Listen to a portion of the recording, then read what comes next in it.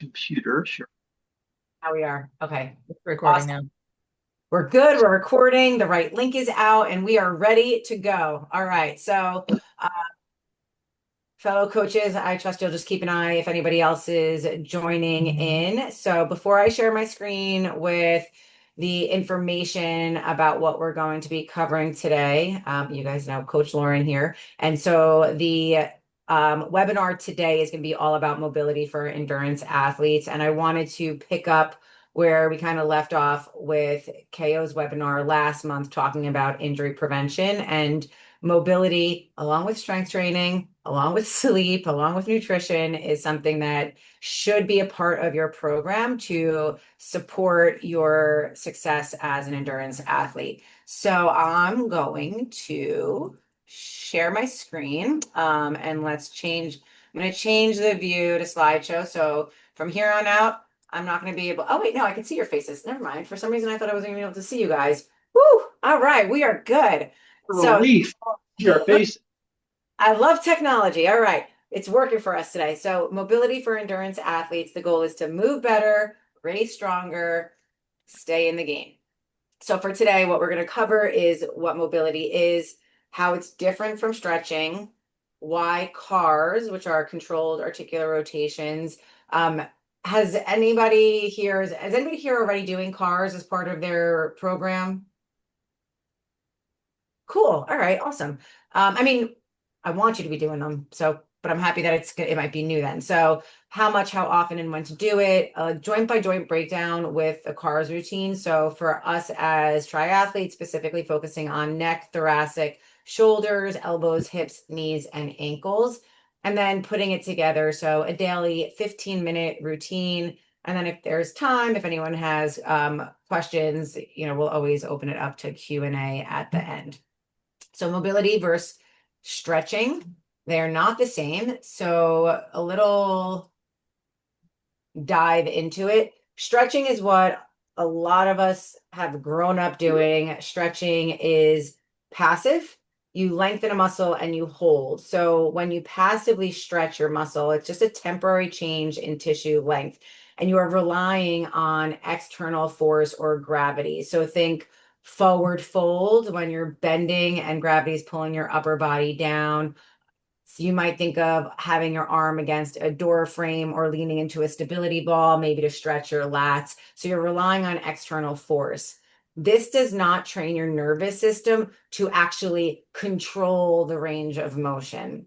So static stretching is definitely more ideal at your cool down, unless you're trying to deactivate an overactive muscle prior to exercise, but it's really not pre-activity priming.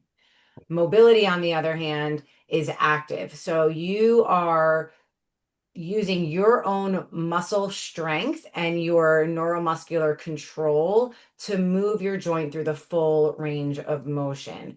This trains your nervous system to own that range of motion as opposed to, again, relying on an outside source.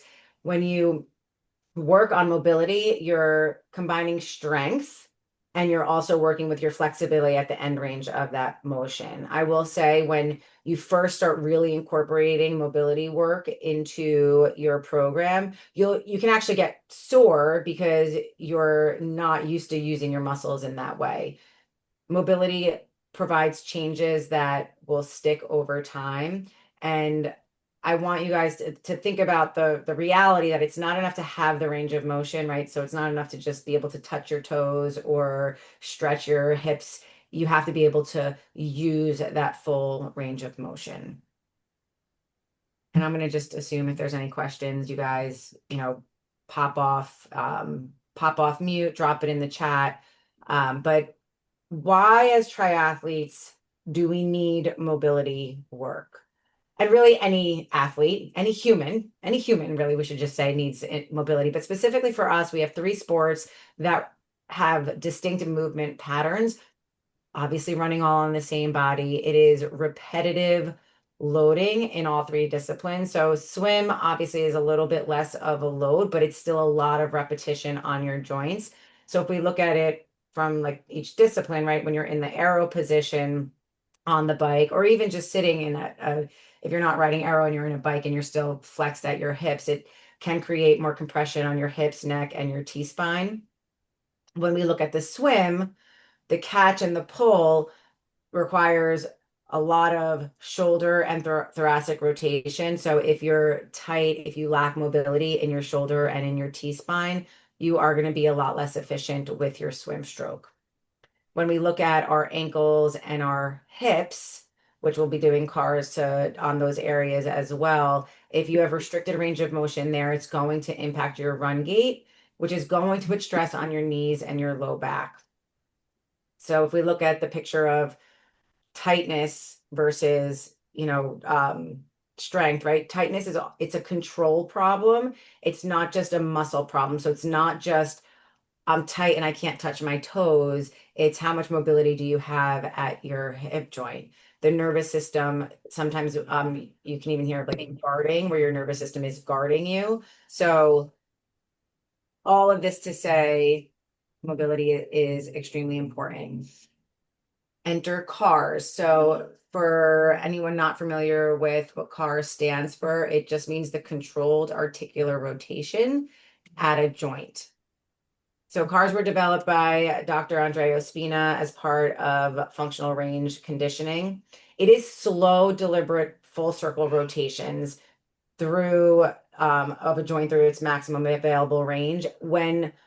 If you ever see somebody posting cars on social media, if you've ever seen my posts where I'm doing them, those videos are often sped up. And we'll probably go a little bit faster today through the movements, but you want it to feel like you are going so slow because, for example, when we get to a shoulder car, right, when you're bringing your arm up and you're rotating here, so that rotation in your shoulder joint here, it's slow, slow, slow, controlled. It's performed under full body tension. You engage everything, even if it's the joint that's not moving.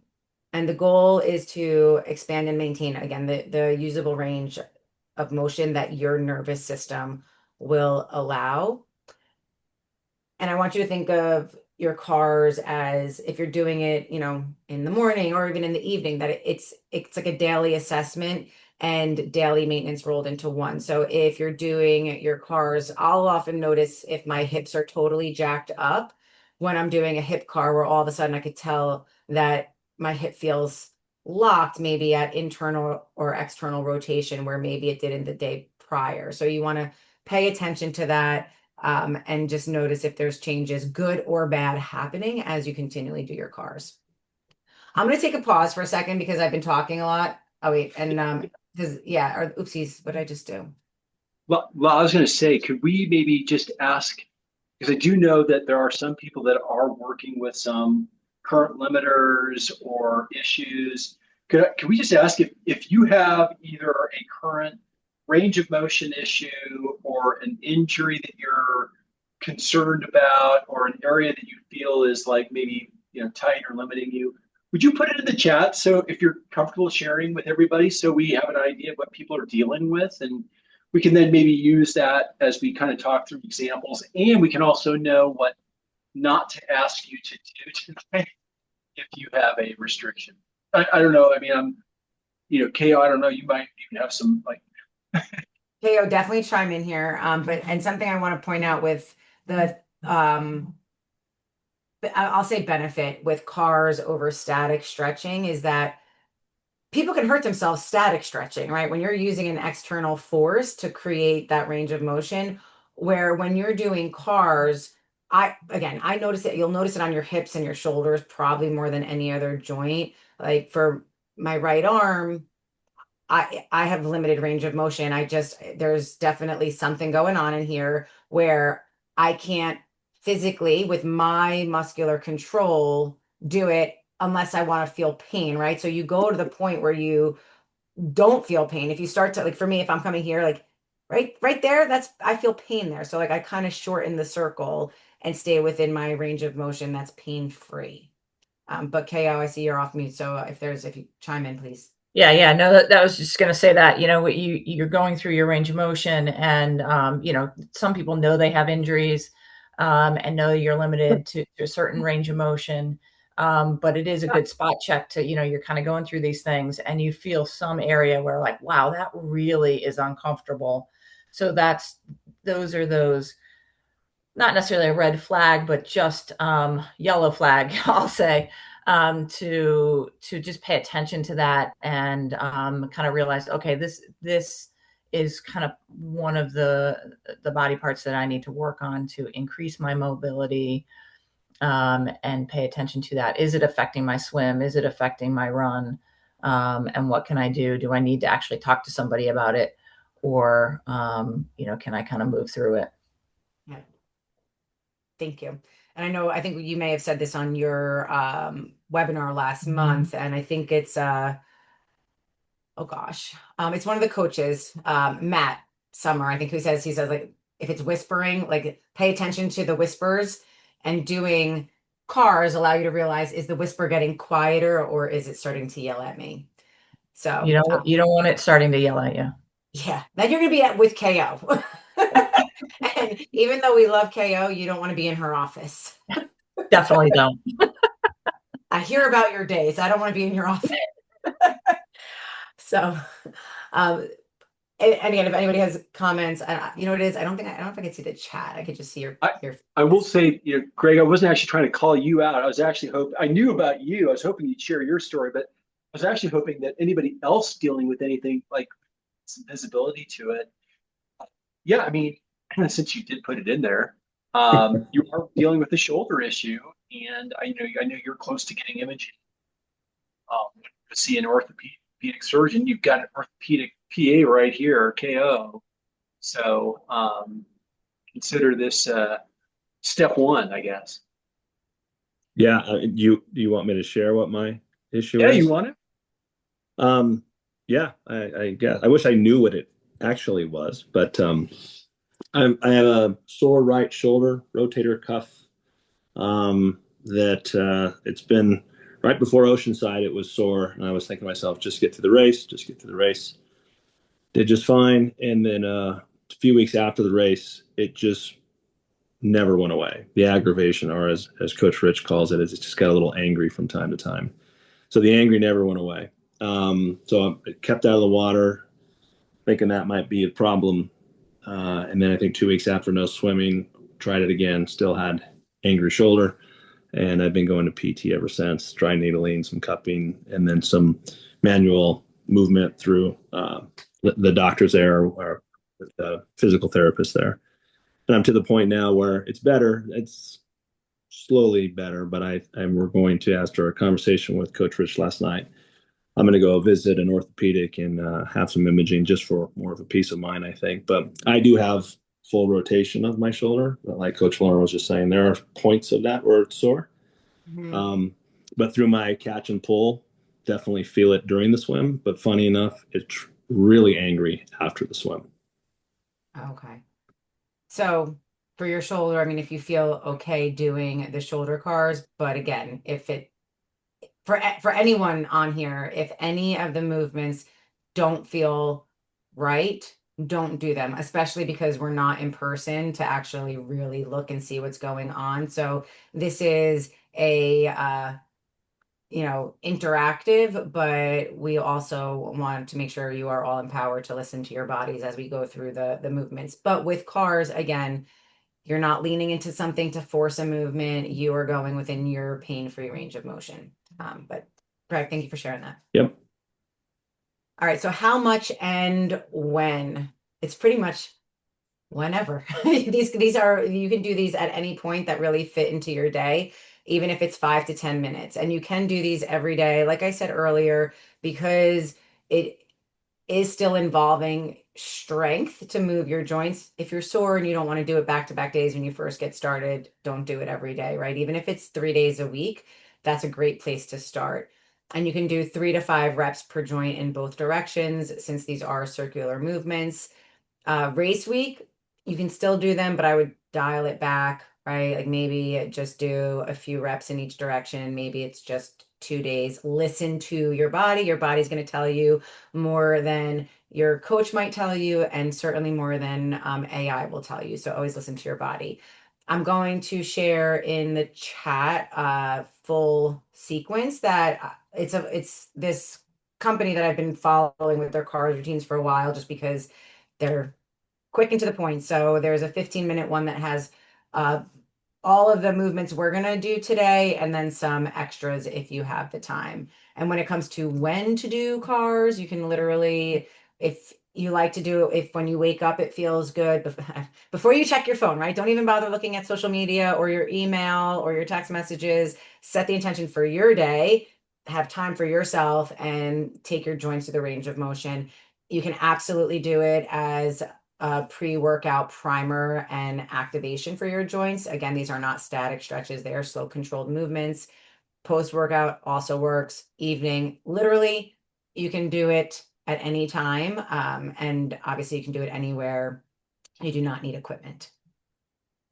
All right, so the cars routine. Before we go through it, I'm going to just kind of go through the segments one by one, and then we are all going to stand up. You can take yourself, keep yourself on camera so we could all, see how everyone's doing. Up to you, whatever you're comfortable with, you guys know that. But so we're gonna start, and again, I'm gonna just go through this and then we'll kind of go through the full body together, so we're not getting up and down. So we've got your neck or your cervical spine, and this matters because of being in arrow position. I gotta say, I had my longest outdoor bike ride that I've had in a while, and I was like, oh my God, the weight of a helmet compounds over time, like tremendously. The lightest thing, but it's a lot of load on your neck because of the extension that you're holding.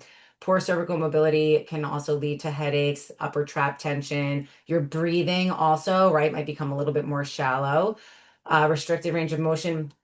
This even ends up affecting, if you're on your bike, your ability to look around you. So I don't know if anyone's ever had that issue where you're looking to see if somebody's coming and you're like, you almost want to move with your whole body because your neck is tight. And you guys know your kinetic chain, everything from your neck down to your ankles is connected. So keep that in mind, that if something's going wrong at your neck and you're not addressing it, it's eventually going to affect your shoulders, hips, knees, and ankles.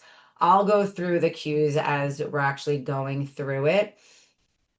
The second body part that we're going to do is our T-spine, which is your thoracic spine, right? Like if you think of your rib cage, it's that portion of your spine. This is the engine of efficient swim stroke, right?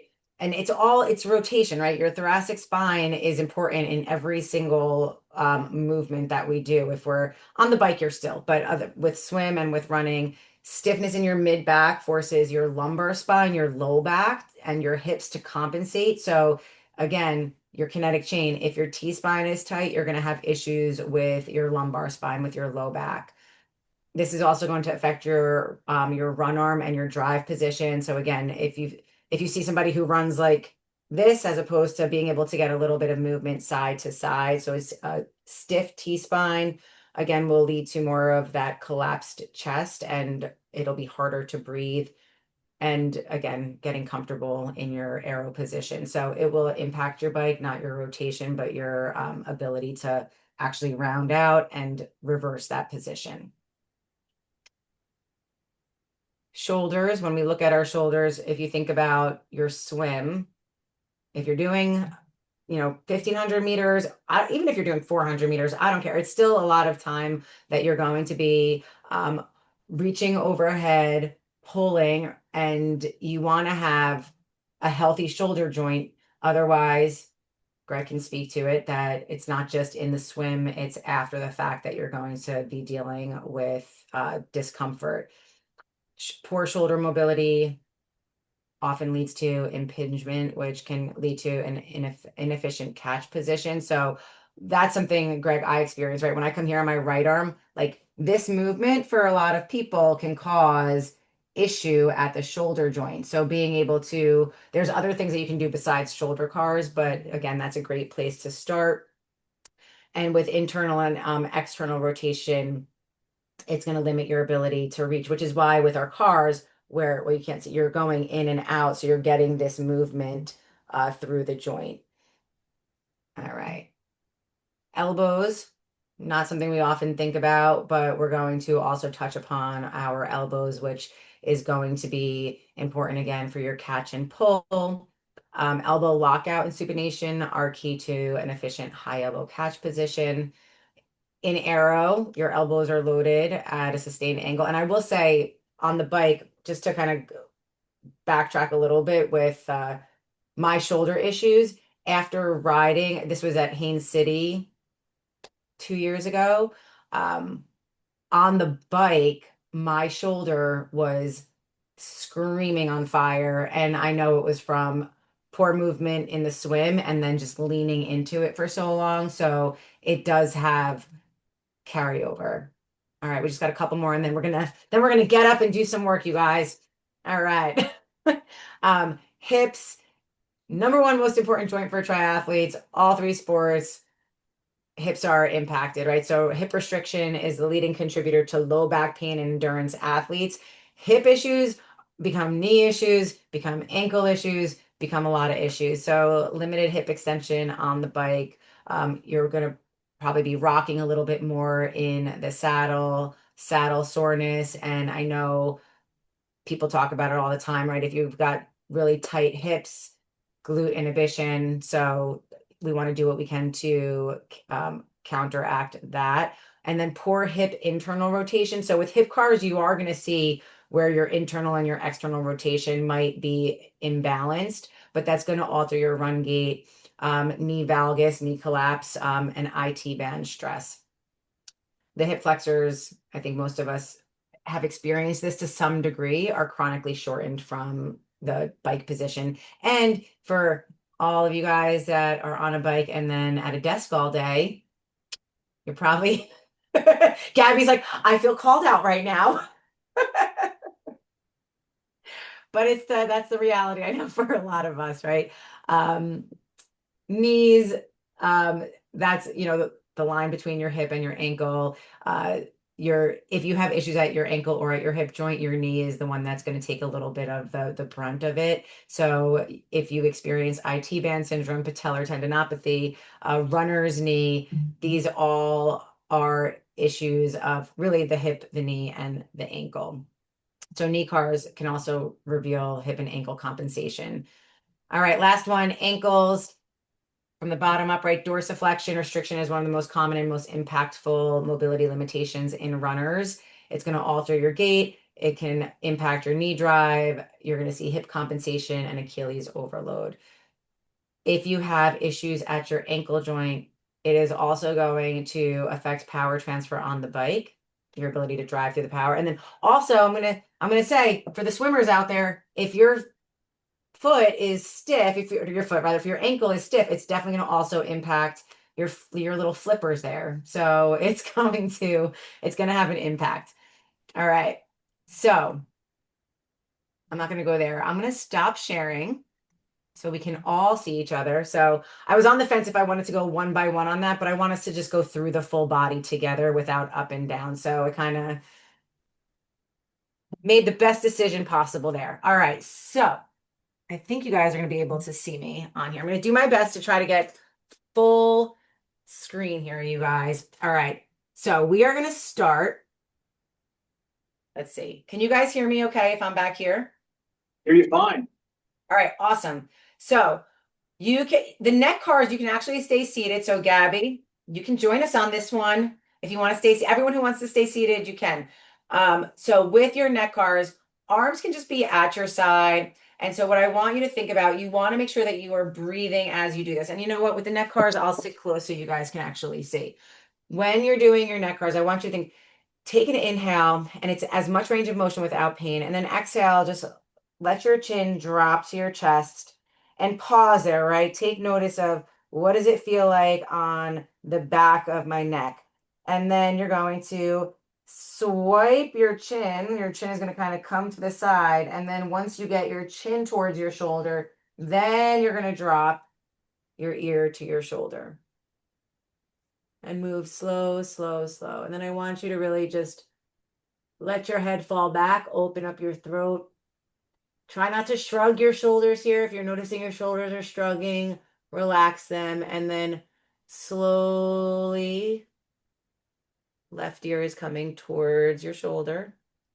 And then now your chin is going towards your left shoulder, right? So you might feel a lot of stretch from almost behind your ear. And then chin comes to chest. Pause. We're going to reverse the movement. So now your chin is swiping to the left towards your shoulder. Once you're there, let your ear, left ear to shoulder. And then your head is rolling back. Use your strength, right, to control the movement. Slow, slow, slow. Right ear, right shoulder. If you're noticing your shoulders shrugging, try to relax them. And then chin to right shoulder, chin to chest. All right, we're going to do that one more time. One more full car, right? So chin to chest, right ear, right shoulder, pause, feel the stretch. Oh, sorry, I did that backwards. Chin to shoulder, and then ear to shoulder. Head falls back. Maybe a little less crunching this time. Ear to shoulder, chin to shoulder, chin to chest. And then one more time, we're just reversing the movement. So chin to the left shoulder, left ear to shoulder. Head falls back. Right ear, right shoulder, chin to shoulder, chin to chest. And relax. I do neck cars every day. I hope that after doing that, you guys are like, I'm doing neck cars every day. All right. So All I heard was when you wake up, you sometimes swipe right and swipe left. yes, I don't that's know. there you go. That's exactly it. Swipe right, swipe left. All right, you guys, thoracic cars. You can also do this seated. I'm gonna stand and I'm just gonna chop my head's gonna be chopped off. I'm just gonna tie my hair up though. All right, so if you prefer to be seated, you can be seated. This one, I want everyone to give yourself a nice big hug. All right, so the goal here is that I'm going to just show you from the side, right? We're not moving from our hips, right? Our back isn't arching. It is all thoracic, right? So what I want you to do is you're going to roll forward until you can't roll anymore without it actually being a hip hinge, right? So it might be a very small movement. And then you're going to just laterally flex to the right. And again, there should be no movement at your hip joint. It's just your thoracic spine. What I want you to think about is now, as you rotate to the right, right? So it's here, not here, right? So as you rotate to the right, it should feel like almost your right shoulder, like that you've got a bucket, that you're dumping a bucket of water behind you. And then you're going to just try to keep it to the thoracic spine only, roll back.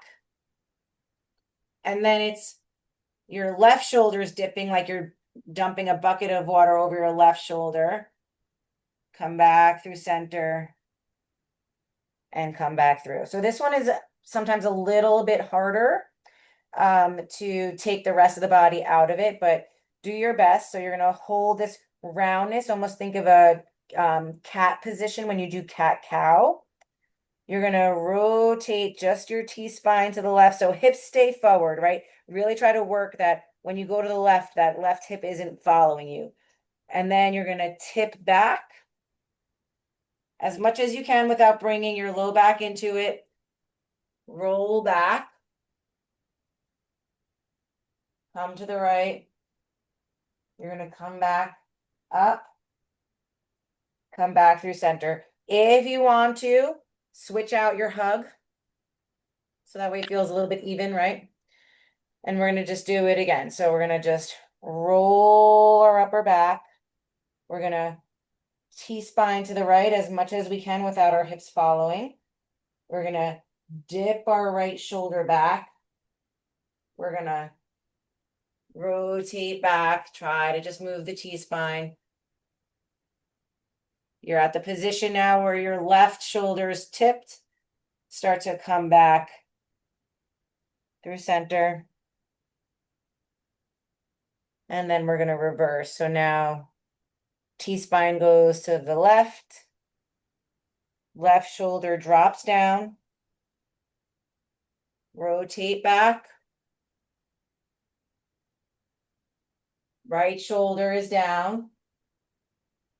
Come back through center. And come back. So I'm real quick. Let me see if I can get this angled down. Oopsies.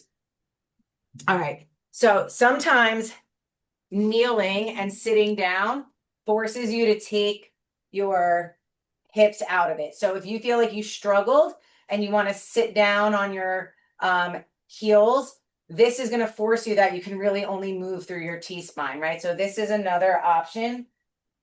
If you're doing your thoracic rotations and you feel like you are struggling to get your lower body out of it. All right. How's everyone feeling so far with those few moves? Good. I love that I'm doing this before going to bed. I feel all great. All right. Shoulder cars. So normally I do them one at a time, but for the purposes of time, we're going to do both of our arms together. And this can also be telling for you to do them both together to see if there's anything that's different. So what you're going to do, we're starting arms at our side, thumbs forward, right? Palms to our thighs.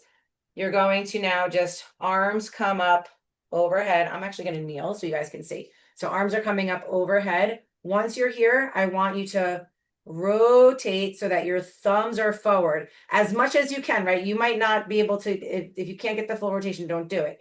And then with your strength, you are trying to make as big of a circle around as you can. And then as you come back, notice that you're starting to find rotation at your shoulder joint. And now the tops of your palms are touching your thigh, right? So we're here now, right? So it's here, here, here, and then we're going to reverse it and then rotating back up. All right.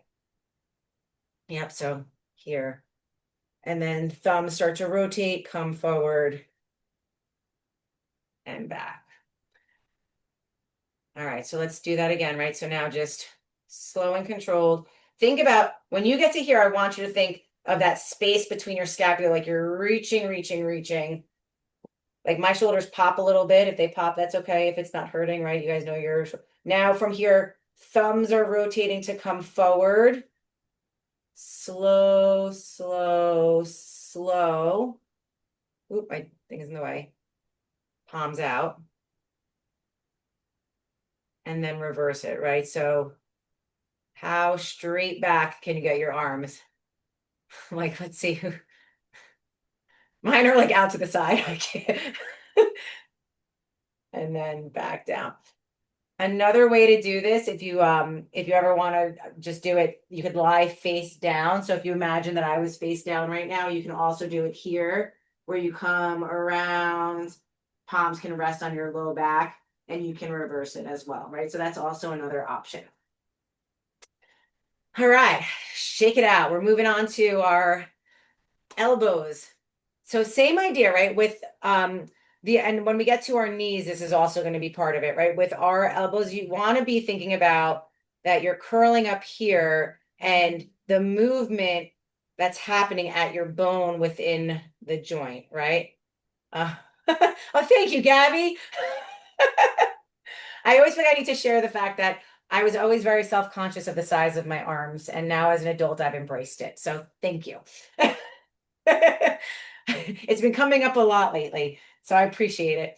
All right, so starting supinated, right? So palms are facing forward, and you're going to just do like a curl. And then once you get to the top, you're going to pronate, so your thumbs are facing in, and then lower down with control. So this one's pretty easy, right? And then we reverse it. So now palms are up. You're going to reverse curl, right? Supinate here, and then extend. We'll just do that one more time. This one's pretty easy in terms of, unless you've got, tennis elbow or anything that you might be working around, or any sort of inflammation at your elbow joint. right? So feel the rotation at the elbow and then extend. Cool. All right, you guys, we're making our way to our lower body. Hips, I'm going to lower this. So again, you guys aren't going to see as much of my upper body here. So I want you to see the lower body. So with your hips, I'm just going to tuck my shirt in. I don't want you to be so attached to, because I don't have the best range of motion, but I've been doing this long enough that my range of motion isn't too bad. If you need something to support yourself, that's fine. We're going to have to do this one leg at a time. So you want to flex your hip, and then you're going to bring your hip out to the side. From here, you're going to internally rotate, right? So you're coming here to here, which sometimes can make your hip a little bit cranky, right? And then from here, you're swinging it around and coming back through center. To reverse it, now you're going to just really extend, extend, extend at your hip. You're going to make that little circle. See like that, my hip gets really cranky right there. Coming back through center and down. So keep in mind, right? If your range of motion at your hip right now looks like this, that is fine, right? You have to go where you can go. So let's try that one more time on this side. So we're going to lift up as much as you can, bring your leg out to the side and then rotate, bring it back, and then switch it out, right? So again, we're trying to not move anywhere else other than our hip. So if you start to find that you're compensating, right, and moving around, try to pause and redo, right? So now I'll try to do it on that. So other side, so if you need to change positions, right, this is where you're gonna see like my left hip does not get as cranky as my right. I'm moving way too fast, right? So we want to come here, pause, come out to the side, internally, bring it back, and release. And then reversing it, getting that nice full extension, as much extension as you can at the hip, coming around. And again, something to keep in mind, right? So you don't want to be coming here to find the movement. You want to try to keep both of your hips squared. So the only movement happening is the movement within that left hip joint. Okay. All right, you guys, we're moving on. Shake it out. So hip cars, I will say that's one movement where you may get a little bit cranky in the hip. I'm going to actually, just for the purposes of you guys being able to see what I'm doing, we're going to do our knee cars. Sit on the ground if you can sit on the ground. I'm going to just sit here so you can see what I'm doing. So imagine that my foot is on the ground. So you can absolutely sit down. I'm going to do this just as a means for you guys to be able to see what I'm doing. All right. So I'll do my left leg here. You're going to be doing the same idea with what we did with our elbow, right? Where we're going to be trying to get this rotation of our bone here, right, in our knee joint. So I'm going to just support it here. You're going to invert your foot, right? So bring your toes and bring them towards your midline. And then you're going to extend your leg. And then you're going to turn your toes out and you're going to bend your leg. And then we just reverse the movement and then you extend it, turn your toes in and bend. So the goal is that you're shifting the position of your bone here, right? So you're going to feel it. If you put your foot down and you just hold your hand right here, you should feel your bone, right, moving. And so the goal is that you're extending and bending with the bone at a different position, right? So slow and controlled, you go internal, bend, external, extend. All right. So the knee one is definitely one that can take a little bit of time, right? So again, you're going in, extend your leg. Oopsie, my right hamstring is way more jacked than my left. So extending does not really happen.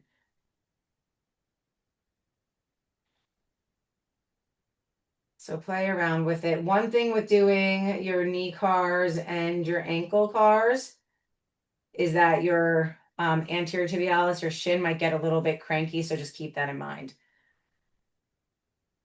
All right, you guys, we made it on to our final body part, and then we're gonna have time for Q&A. All right. So again, I would do this normally on the ground. It's just an ankle car. So think of it as your neck. Same thing that we did with our neck, right? So as much range of motion as you can get and as slow and controlled as you can do it, right? So you're going to go one rotation in one direction and then switch it out.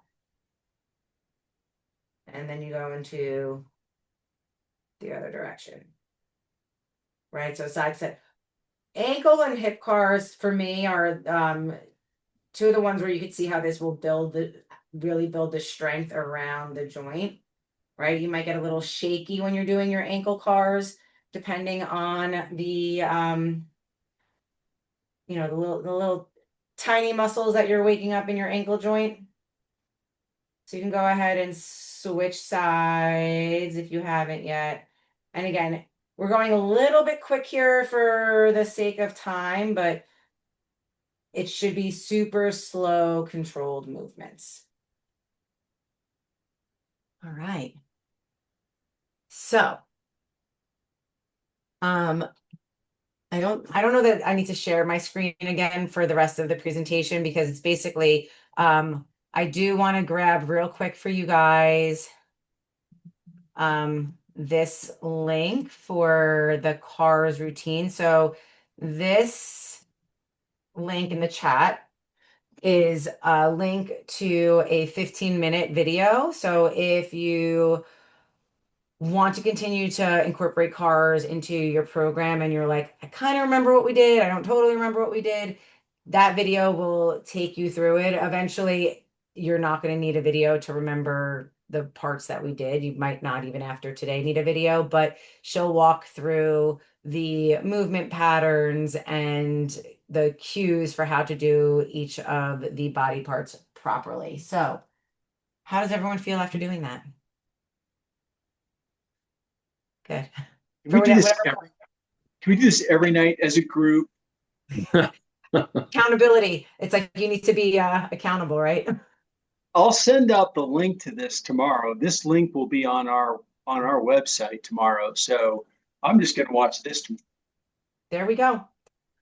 Yeah. But any questions or anything on CARS or how you felt? Oh, we're all good. That was good. Thank you very much for sharing. Of course. Yeah, I hope it was helpful. Can I suggest this actually would be a great way to warm up for a run?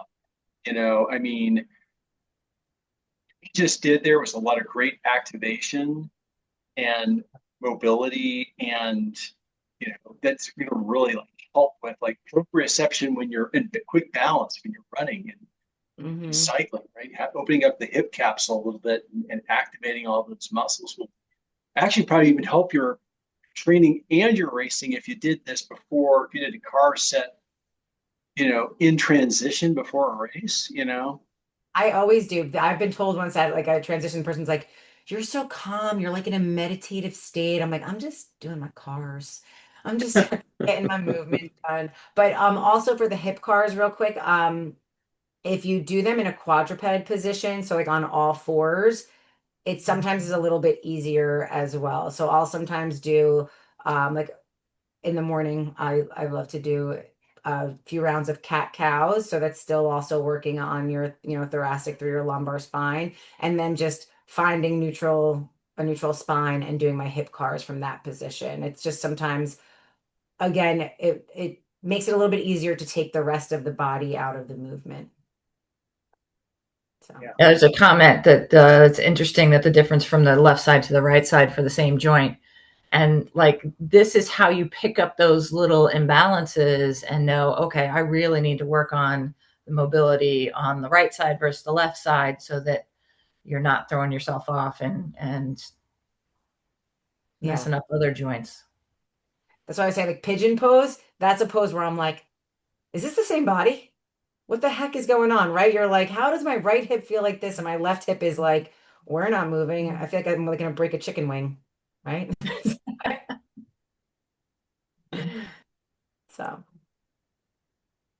just so I can make a habit out of calling out Greg. Greg, how was the shoulder tonight? It actually wasn't terrible. I'd make a face when I would, turn my hand to the, I forget whatever it is on the outside coming back. The coming back part was harder on my right shoulder than, speaking of, left versus right. My left shoulder's fine. My right shoulder definitely. It's the coming back part. Going up and coming back was fine, but coming up and back, it was more difficult. Definitely a funny face. Mm-hmm. Some more data for you. Yeah. Sure. One more quick comment about the shoulder cars though, because there's this guy that I follow, Beard the Best You Can Be, and he's all about cars. Do you know him, April? Do you follow him? Oh, okay. No, but I am now. Well, you'll love it. He's all about, how important mobility is, and that it's not that you're in your like 40s or 50s, it's that you've just completely stopped doing mobility. And he does but he's done the shoulder cars like lying face down. Yeah, the name is great. But he does it holding, like the clubs, the weighted clubs. Yeah. Or he's holding the weighted clubs and holding that. It's crazy. I'm like, oof, goals, man. But it's progressive overload in that range of motion, of course, as well. So but check out Beard the Best You Can Be on Instagram. That's my plug for him. No connection to him whatsoever, other than he's part of how I found more of this type of training. So all right, well, I think that's probably a wrap, and this will be up on the website under the webinars. Grab the link that's in the chat if you want the 15-minute video, and clearly I can talk on this topic. If you have questions, you can always reach out to me too. Thank you very much. Of course. Wow, this was awesome. Nice. I mean, this was great. Oh, good. Thanks a lot for sharing your knowledge. Happy to do it. Love of cars. Thanks, Lauren. I'm going to sleep better tonight.